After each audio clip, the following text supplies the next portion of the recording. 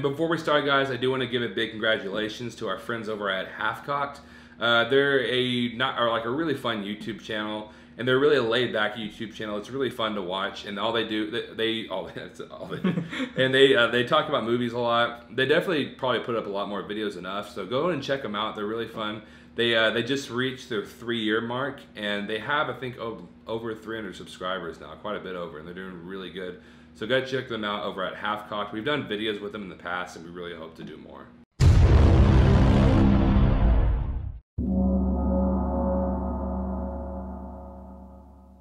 Pet Sematary is the second adaptation of the Stephen King book, the first movie coming out in 1989, and it's directed by Kevin Kolsch and Dennis Widmeyer. This movie stars Jason Clarke, Amy Simmons, John Lithgow, and Jete Lawrence.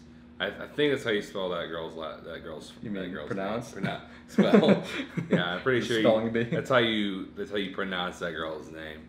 Anyways, we're gonna talk about this. Well, I guess that's what we usually do. Talk about the movies. Yeah, as in the name, film review. Yeah. But in this movie, I don't want to act like I was expecting it to be like fantastic or anything. Mm-hmm. I actually expected it to be pretty bad. So, because I don't know, the trailer never really kind of like spoke to me. I don't really know if that's the right word to use or anything like that. Yeah, no, I get what you mean. The trailer never really called at me. I don't even know what I'm trying to say, but you know what I'm saying. Like, it never really interested me. I guess. I didn't think it was gonna be necessarily like bad. Just remakes, especially horror remakes, don't necessarily have a good track record. Yeah. And the trailer it wasn't like over the top. Like, it didn't over the top wow me, the trailer. Yeah. So I had pretty low expectations for this coming into. But the only reason why I kind of was like maybe is because of the It remake. The It remake, which to me is one of the better horror movie remakes. It's one of the best horror movie remakes. Yeah. To me, it's one of the best horror movies in a little bit. Mm-hmm. You know, and so going into this movie, I didn't really think it was going to be much, but I was expecting a little bit just because, you know, it's a Stephen King book. So, you know, maybe they could have just based it off that and gone good. And I do want to talk about just the things that I loved about this movie. Because there are actual things that I did really love about this movie. Yeah. And the first being the acting. Oh, yeah, definitely. Yeah, the acting was fantastic, I felt like. Yeah, which Jason Clarke, I feel like he's a pretty great actor. Anything I've seen him in, he's done great. Even Winchester, which wasn't that great of a movie, he still pulled his weight with his acting. Yeah. And then this movie was no different. Amy Simmons, the best acting in this movie. Mm-hmm. Her acting was phenomenal. Her and Jason Clarke they both knew their limits on acting. Not their limits, but they both knew the limits of how they needed to act. Right. They both knew exactly, like, whenever in a situation like this, I don't want to go over the top. I don't want to, like, cry immensely. Yeah. I don't want to act in extreme fear. Right. You know, because whenever there's situations, you don't want to act in that much fear, but you are in that much fear. Right. Yeah. You know, and they actually knew how to pull that off, and I felt like that right there was some of the best thing I could say about this movie. Yeah, and then John Lithgow, actually, I feel like he's a pretty perfect choice. Well, always, dude. Yeah, always. Especially since, like, I was kind of worried because in the original movie, that character was, I mean, I won't say it's like the most iconic character, but it's pretty iconic. What's the guy's name? The guy who played Herman Munster. Oh, yeah, I can't remember his name right now. But the way he played it was just like perfect. Yeah. It's even been like parodied in like different TV shows. Yeah, exactly. It's so like well known. Mm-hmm. But John Lithgow actually, he didn't even like try to copy that. He just made it his own, and he did it pretty fantastically. Jete Lawrence, which I hope I'm saying her name right, but the actress who played the daughter, I won't go into too much, but like the acting that she had was pretty amazing, especially for a child actor. And also, I do want to bring up that it was driving me crazy while watching this movie because I knew that she looked like somebody, and it finally dawned on me that she kind of looks like Drew Barrymore, but like a younger, like a kid version of Drew Barrymore. This movie could have had more creepiness to it, but whenever it was creepy, they did a really good job with the creepiness. Yeah, I felt like. I agree. Yeah, and one thing I really commend this movie on is it really disciplines itself on jump scares. Yeah. It really tries to keep the jump scares to a minimum, I feel like. Yeah, they did have its fair share of jump scares, but I feel like the jump scares it did have, they're well placed. Yeah. And they're well Exactly. crafted. And one thing I really did love about this movie was that it really delved into a lot of the characters, especially the wife, the mom. I've never read the book Pet Sematary, so I don't really know how much came from the book. So I don't know how much to commend the movie for that, but it still did a pretty well job. I love the ending for this movie. Oh yeah. Yeah, the ending really did catch me a little bit by surprise. Yeah. You know, but I really completely love the ending of this movie. Yeah, it's a pretty creepy ending. Yeah, exactly.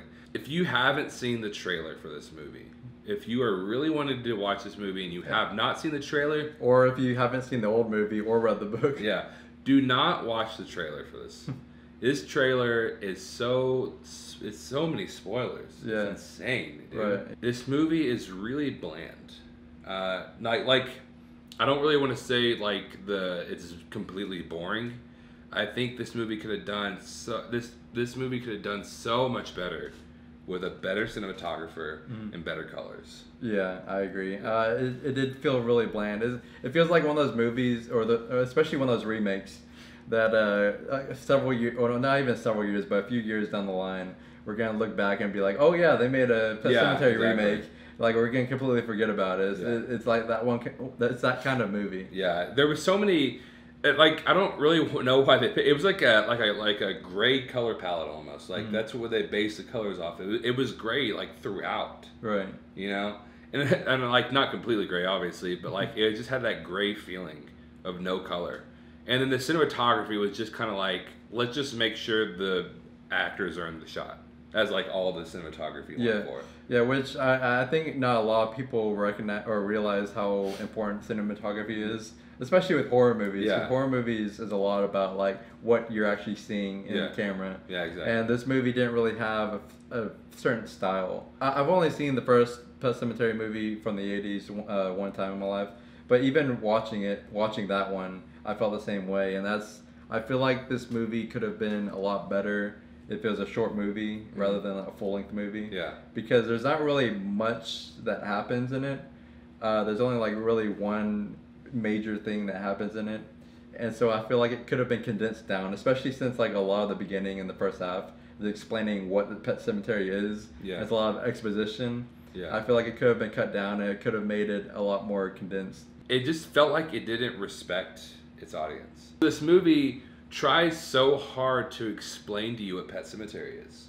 You know, there's a scene whenever John Lithgow explains it. There's a scene after that whenever Jason Clarke decides to Google it. Which, by the way, why did that become such a big thing in horror movies?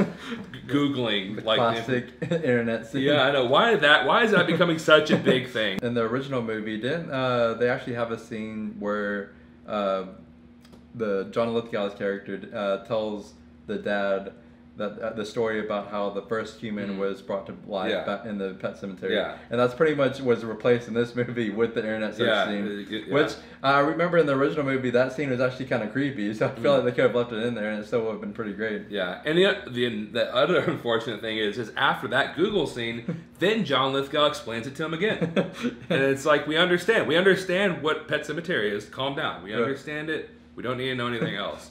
And so it's not until about halfway through this movie they actually get something worth your time. You know, there's obviously there's a big plot point at the beginning, but after that it's like kind of just like explaining everything to us, and then like, man, we really need to make this a full length movie. Let's just have a huge 30-minute section of exposition. You know, and then after that is whenever it starts getting decently good. But you know, overall it's just they really need to calm down with the exposition. No more Googling scenes, please. Why is it so easy to find all these things on Google? You know, that's my big question. Why is it so easy to find these things on Google? Well, guys, this movie, to me, I felt like I wasn't really completely disappointed, but at the same time, I felt like it could have given me a lot more, considering it's a Stephen King book, and you really need to try to go a little bit more with those, and really tone down the exposition. But I'm gonna say, like we said, it's really hard to do that, to make a full-length feature film like this whenever it needs to really only be like an hour long. But the unfortunate thing I will say about this movie, which we said it earlier, is that I do feel like I can go to work tomorrow, or I can go to work sometime this week, and I'm going to hear people talking about it. I may hear people loving it. But at the end of the day, it's a movie that I cannot see myself ever really remembering or ever hearing anything about later on in maybe like a year. Maybe even like a year or so. Maybe I really don't even see myself hearing much about it in like a month. It did really well with the creepy parts. It did really well with the characters.